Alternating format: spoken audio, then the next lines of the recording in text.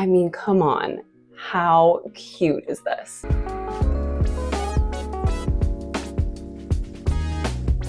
Hi there, my name is Tessa, and like most people, I have a certain fondness for my childhood. And while I'm not necessarily of the mindset that my generation had it best, there were definitely a lot of things that made it unique. Look at that! Spider Pig does whatever a Spider Pig does. I'm gonna chop it off and cut it up and make some guacamole! Hello, Zucchini!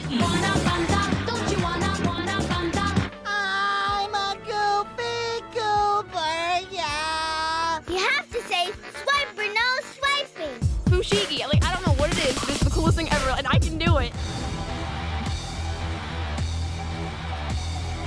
Ask me about my wiener! Yo quiero Taco Bell. This amazing little device holds 1,000 songs, and it goes right in my pocket. Today, I felt like taking a walk down memory lane and chat about some of my favorite things from when I was a kid. So you can kind of get to know me a little better, jog your own memory, or see how much things have changed in the last 20 or so years. First is Dog Eat Dog.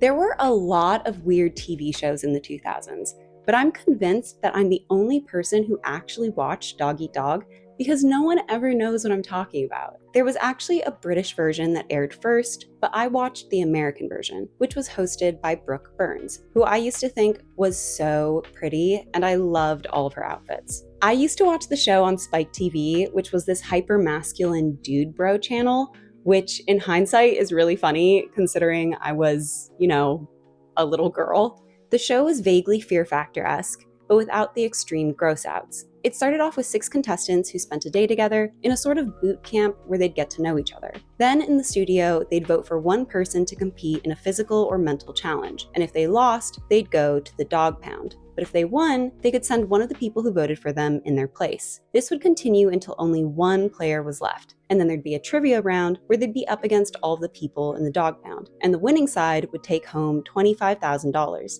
I remember the physical challenges being pretty brutal, and one contestant actually got injured so badly that he went on to sue the show, which might have explained why it was canceled after only 2 seasons. If they ever brought it back, I feel like it would perform so much better than it did back in 2002, because there are so many gym bros and Pilates princesses who would absolutely kill it. Next is Fun Toothpaste. A lot of companies tried to incentivize kids to brush their teeth more by making their toothpaste more entertaining, whether that meant adding sparkles, weird shapes, or tasty flavors. I think I had the pink bubblegum Disney Princess toothpaste. Unfortunately, the strategy wasn't super effective on me, and I remember on one trip to the dentist, I was told that I had 9 cavities. As you can guess, the next 48 hours were not fun. Thankfully, they were all baby teeth and I learned my lesson. So as an adult, my teeth are in much better shape. Next are Grow capsules. So you would soak these colorful capsules in water for a few minutes and they would reveal these sponge animals. And as a kid, it really did feel like magic. But now as an adult who understands the trick, I can't believe I was so easily entertained. I'm not sure if these are still available, and it wouldn't surprise me if they weren't, because it sounds like a hospital trip waiting to happen. Next are Gummy Vitamins. A lot of people talk about the chewable Flintstones vitamins being a big part of their childhoods, but my mom was a bigger proponent of the little critter gummy vitamins, which I just ate like regular candy by the handful. Nowadays, I prefer a tougher texture, like I keep all of my gummies in the fridge, but I remember the little critters being very soft, like they basically just started dissolving the second you put them in your mouth. I have absolutely no idea if they were actually good for you, but it was fun pretending that they were. Next are Ooze Tubes. This wasn't a frequent presence in my young life, but every so often I would stumble across one and successfully bring it home. I'd usually get the green apple or blue raspberry flavor, never cherry, and I would actually stick them in the fridge so that they'd get chewier and stickier and just more fun. One time I even tried brushing my teeth with it just to annoy my mom, and I guess that cavity story is starting to make a little more sense now, huh? When you're a kid, you don't even realize all the little things that your parents do for you, like buying the groceries, driving you where you need to go, and booking your doctor's appointments, which are all pretty big parts of life that even as an adult, we wish we didn't have to deal with. Because let's be honest, they're kind of a pain in the butt. Thankfully, today's sponsor, ZocDoc, is here to make at least one aspect of adult life a little bit easier. In the past, I've been really bad about going to the doctors because I've kind of had this mindset where what I don't know can't hurt me, you know? But recently, I actually had a loved one have a pretty serious health scare, and it made me realize that I need to start paying attention to my body if I want to stick around for a couple more decades. Unfortunately, finding the right doctor who can fit into my busy schedule has not been easy. And after dozens of calls telling me that they had no openings, I was ready to give up. That's where ZocDoc came to save the day. ZocDoc is a free website where you can search and compare thousands of high-quality in-network providers so you can find the right doctor for you. They also have verified patient reviews and detailed profiles on all of their doctors, so you know what to expect before you even step into the office. And the best part is that ZocDoc does the hard work for you. You can see the doctor's actual appointments, choose a time that works for you, and click to instantly book a visit. No phone calls needed. It makes adulting that much easier. Plus, ZocDoc appointments happen fast, often within just 24 to 72 hours of booking. And sometimes you can even score same-day appointments. And ZocDoc isn't just for one type of care. They have more than 100,000 providers across nearly every specialty, from mental health to dental health, eye care to skincare, and much, much more. They're truly the one-stop shop for all of your healthcare needs. So stop putting off those doctor's appointments and click the link in the description, or go to ZocDoc.com/Tessa to find and book a top-rated doctor today. Thanks again to ZocDoc for sponsoring this video. Now let's get back to it. Next is Morning Glory. I've gone through multiple stationery phases throughout my life, but I think it was probably strongest when I was a kid, and some of my favorites had these cute little anime girl characters on them. I've tried looking into it, but weirdly, there's not much information apart from it being Korean. Apparently, there were two different brands that sold this style of stationery, Orange Story and Morning Glory, and they each had a few different characters like Blue Bear, Babu, Pink Hannah, and Lovely White, who were featured on pencil cases, journals, and erasers. And I remember the notepads having this vaguely baby powdery floral scent that I found super comforting. I used to pick these up whenever I was visiting family in Asia, and they were usually alongside the Hello Kitty Hamtaro stuff, but I think they might have made their way to America. I'm not 100% sure. Next are Oilies Stickers.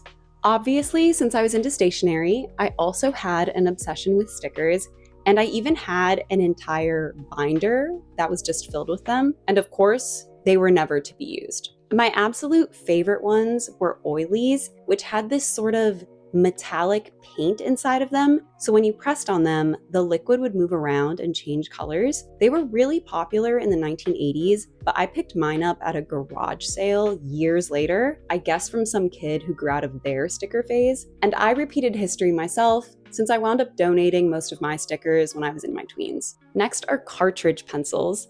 The amount of hate that I have for these is near infinite. And whoever came up with this needs to answer for their crimes. Now, I do kind of understand the logic, because with mechanical pencils, whenever you would run out of lead, you would just replace it. So I guess it isn't a huge reach to be like, hey, why don't you just swap out the segments? But the problem was they never actually sold these individually, at least not to my knowledge. So whenever you lost one, your pencil was effectively unusable. It made no sense. Next is the Boxcar Children. I spent a lot of time at the library, and I would frequently post up in the Boxcar Children section because there were just so many installments. And it's so funny how different the first book is from the rest of the series. Like, they start off as a group of orphans just trying to survive during the Great Depression, and then it pivots to them becoming detectives. But considering there was a solid 25 years between the first book and the second, I suppose a shift in tone was inevitable. The original author, Gertrude Chandler Warner, passed away in 1979, but the series has continued with other authors. And at this point, I think there's over 200.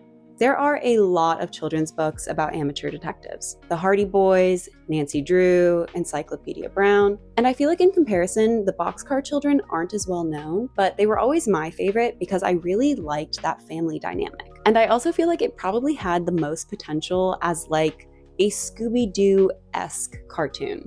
Next is the Give Yourself Goosebumps series. I already got a kick out of the normal Goosebumps books, but the Choose Your Own Adventure setup was even more addictive. And I really loved how they managed to make you feel like you were really a part of the story. I used to do this thing where I would dog ear any page that led to multiple outcomes. That way I could go back if I ever had a bad ending, which I know is technically cheating, but I wanted to win. I think the one I remember most is Beware of the Purple Peanut Butter, which had me suspicious of chocolate cake for a hot minute. And in hindsight, the series was pretty dark. Like, you would routinely die in random, gruesome ways. And I'm surprised that more parents didn't take offense to it.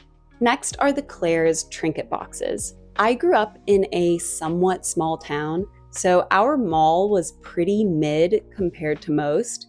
But thankfully, we did have a Claire's and an icing. My school was pretty strict when it came to jewelry, so I wasn't really into that when I was younger, but I loved knickknacks and toys. Snow globes were my go-to gift shop purchase whenever I was traveling, and once Claire's started selling those teeny tiny plastic snow globes, I obviously had to start collecting them. And I remember whenever I would give my mom like massages at home, I would use the snow globes as like a tool, which I know sounds kind of weird, but she said it worked, although maybe she was just being nice. The trinket boxes were really the hot ticket item. Like, every single girl in my grade had at least one, and they were very popular as birthday gifts. Even now, I feel like they're really cute. Like, you can tell that they actually put effort into the designs, and they just really epitomize that kind of girly, early 2000s vibe. Next are Tiger's milk bars. I think these might have been sold at Costco at some point because I remember always having them on hand. Even though they were advertised as nutritious protein bars, they were basically just candy. I don't really know how to describe the texture, but it was very unique. Kind of like a Reese's peanut butter cup, but if it was chewier and drier. Also, I don't know how or why, but I somehow got it into my head that this was Tiger Woods' brand, and if I ate them, it would make me really, really good at golf. It didn't. I liked these so much as a kid that I actually wanted to try them again as an adult, but sadly, they were discontinued in 2022. Next are Altoids Sours. Raise your hand if your mom also had one of these tins in her purse at all times. I can still remember the weird, chalky residue on them, which really made it feel like an old-timey candy, but the actual flavor was so good. I think raspberry might have been my favorite, but it's honestly been so long that I can't even remember. Next is Postopia games. The internet was a lot of fun back in the 2000s, especially with all of the random flash game websites. I remember I would spend hours just cycling through all of my favorite ones, like Disney Channel, Neopets, Addicting Games, Cartoon Network, Everything Girl, and of course, Postopia. Most of these sites were affiliated with a bigger brand and were just a weird way of marketing products to kids, but it totally worked. I wouldn't call Postopia my favorite of the websites, but I felt like mentioning it because it doesn't come up often when people talk about websites from the 2000s, even though it was surprisingly thought out considering what it was. It's been so long now that I actually can't remember all of the games that I used to play, but some of my favorites were Honeycomb Havoc, Waffle Boy's Jungle Adventure, and Kiki's Dream Room Designer. Also, if you happen to be wondering what my favorite cereals were as a kid, because yes, that is very important information, it was probably Honeycomb, Mini Wheats, Trix, and Lucky Charms. Although I did try to eat a bowl of Lucky Charms somewhat recently, and it just had so much sugar that I instantly got a headache. I guess there was a reason why I was so hyper as a kid.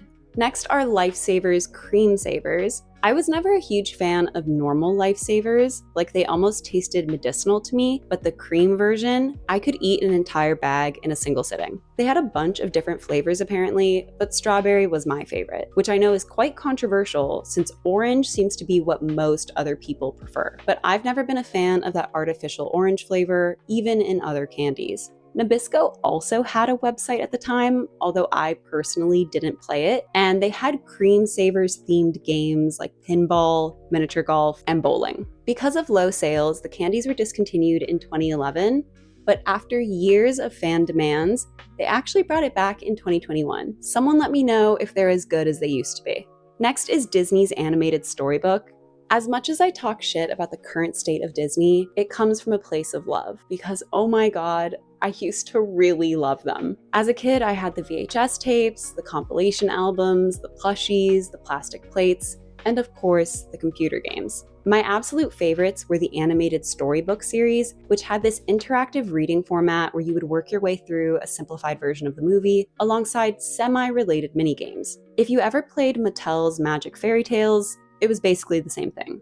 Disney has been pretty transparent about the Storybook series being a cheap cash grab, but at the time, I thought they were great. And it really felt like I was learning how to read while having fun at the same time. I had the Pocahontas and Little Mermaid editions, and the Secret Grotto minigame, perfection. But they also had a bunch of other ones like The Lion King, Hercules, and Mulan. But it's probably for the best that I didn't know about their existence, or else my mom would have never heard the end of it.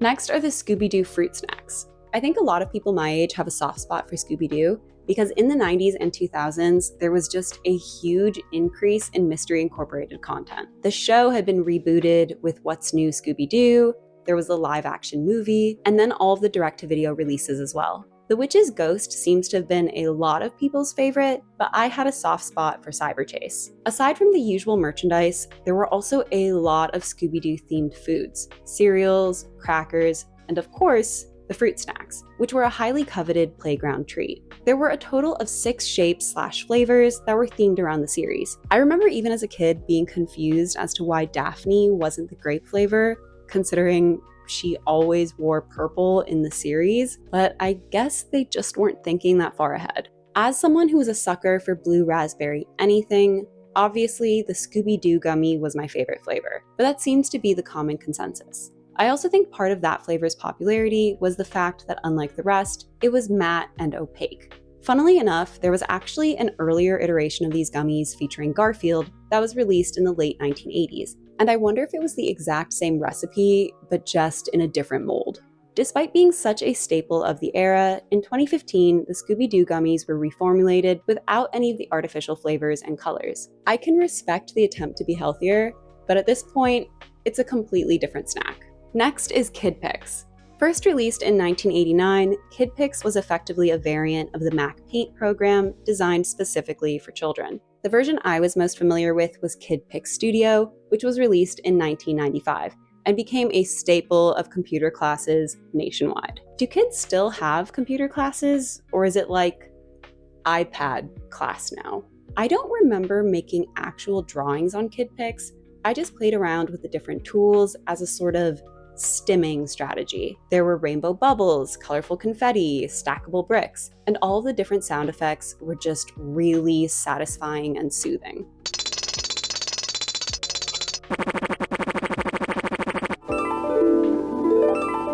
Next is Paint and Play Pony. I wouldn't describe myself as a horse girl, but this game could have turned me into one. You could pick different breeds of horses, real or imaginary, and then give them makeovers by braiding their mane or choosing different saddles. Then you could save the image, write a story, and print it out, so you could pretend that you had your own pony. My favorite part of the game was the stable, where you'd actually take care of a horse by brushing it, feeding it, and giving it medicine. Next are Polly Pocket Bluebird toys. So by the time that I was playing with these, Mattel was already prioritizing the fashion Polly line with those chewy clothes. And don't get me wrong, I loved that as well, but my heart belonged to the Bluebird Polly Pocket playsets, which were discontinued in the early 2000s. Because my mom and I spent a lot of time at yard sales and thrift stores, I actually had a pretty decent collection, especially for a kid who had no real way of sourcing these toys. And now that I think about it, I actually might have been the only person that I knew who actually had one of these playsets. The first one I collected was the McDonald's Christmas Compact, which barely had any interactivity, but in the years that followed, I picked up the Purple Star with the light-up hot air balloon, the Heart Castle, the Ranch House, the Water Park, the magnetized Pollyville Neighborhood, Snow White's Cottage, and the Peter Pan playset.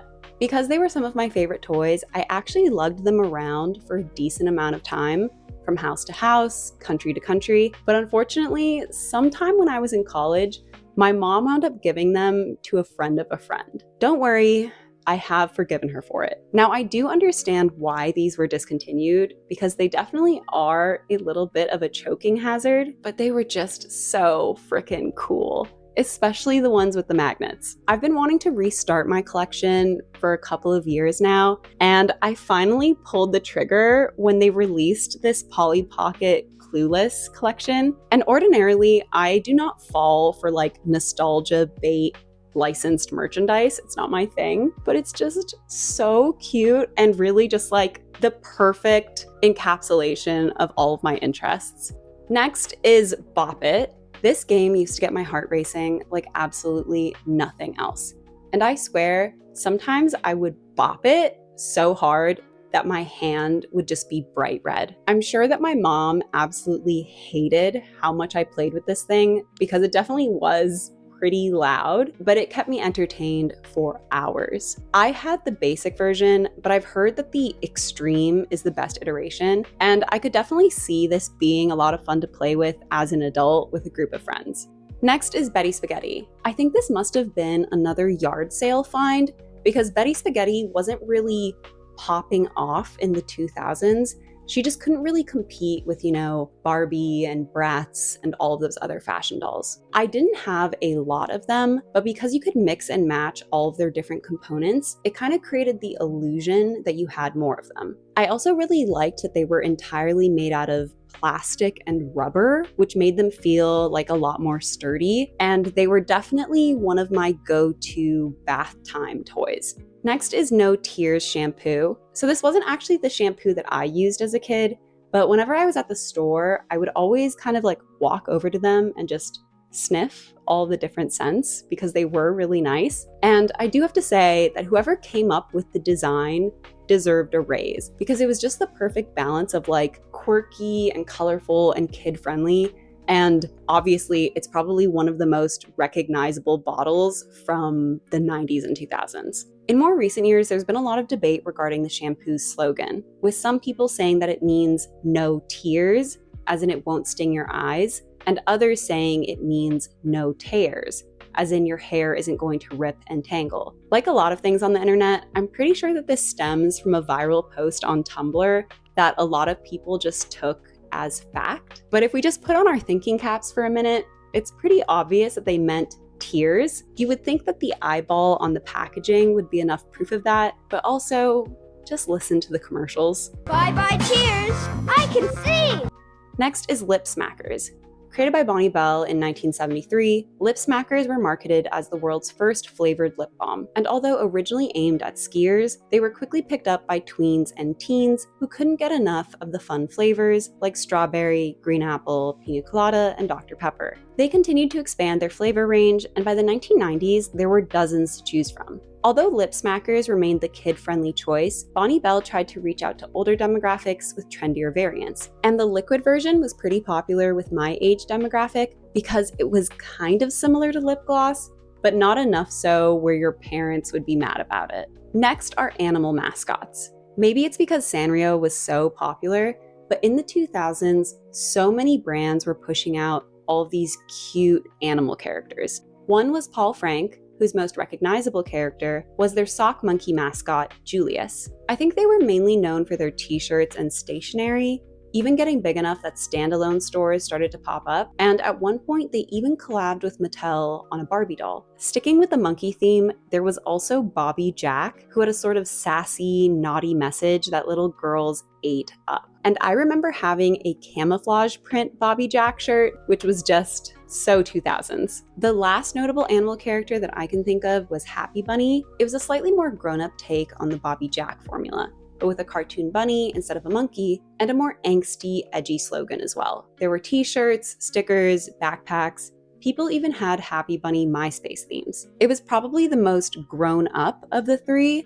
Like, you would see teenagers wearing Happy Bunny, but not really Paul Frank. And the whole cute but psycho thing really does feel like a precursor to the whole normal people scare me movement of the 2010s. Next is Harajuku Lovers. In 2004, Gwen Stefani hired a group of Japanese dancers to serve as her entourage while promoting her album Love Angel Music Baby, which also served as the inspiration for their stage names. Besides being featured in multiple music videos, these Harajuku girls were also the face of Gwen's Harajuku Lovers fragrances, which featured cute little chibi designs in different outfits relating to the collection. As a kid, I was actually a bigger fan of the Harajuku Lovers clothing, but as an adult, I appreciate the perfumes a lot more. With that in mind, it isn't really surprising to hear that they decided to spin it off into an entire brand, which started off with the Cuckoo Harajuku TV show, and then they made a bunch of merchandise like dolls and stuff. Next are the Jolly Rancher Double Blasts. Jolly Ranchers were my favorite hard candy as a kid, every flavor except cherry, of course, and I would frequently eat so many of them that the roof of my mouth would start peeling and bleeding. But the real hidden gem of the Jolly Ranchers lineup were the Double Blasts, which had an opaque outer shell and then a powdery filling. They were super crispy and crunchy, and the powder was just like a little bit sour and had a different flavor, so it was just a really fun experience. But I think they must have been really short-lived because I can barely find any information about them, but I know they existed. Next is Harvest Moon. I had a Game Boy Advance for the longest time, even when everyone else was like upgrading their consoles. And I always thought it was funny that like one of my friends would have the newest PSP or whatever, and I would just be playing my ancient Game Boy Advance that had like the little light thing that hooked onto it because the screen wasn't lit, because for some reason they didn't plan for that when designing it. But one of my favorite games on the Game Boy was Harvest Moon, specifically the Friends of Mineral Town editions, because the art style and storyline were right up my alley. I had both the girl and boy versions, but I actually preferred playing as the boy, mainly because the love interests were just so much better. I probably married all of the girls at one point or another, but my favorites were Potpourri and Karen for very different reasons. When I played as a girl, I only ever married Cliff, and if I ever missed the cutoff point to prevent him from leaving town, I would just start my save file over from the very beginning, because I never felt like there was a point in playing when all I was left with were the really boring boys. To my understanding, the Harvest Moon franchise has declined in quality pretty severely since I was a kid, but thankfully Stardew Valley is a pretty solid replacement that I have hundreds of hours in. Last are the Archie Comics.